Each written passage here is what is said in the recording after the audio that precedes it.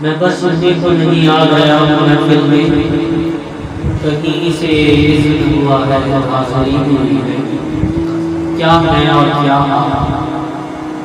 کیا ہماری اوقات، کیا ہماری پہچان، جس کی ابتدا قرآن بیان کرتا ہوں کہ ایک لوچڑے سے قطرے سے کری گئی،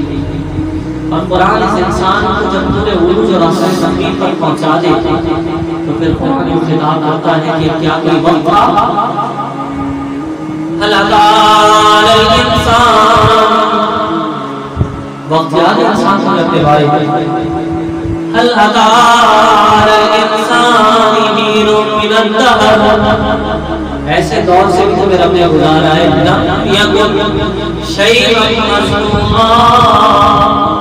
تم اس قابل نہیں تھے کہ تمہارا کہیں پر تذکرہ کیا جائے،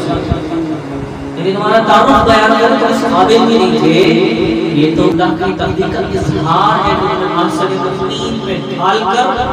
انسان کے سانچے میں پیوستہ کر کے اپنی خلافت کا لباس پہنا۔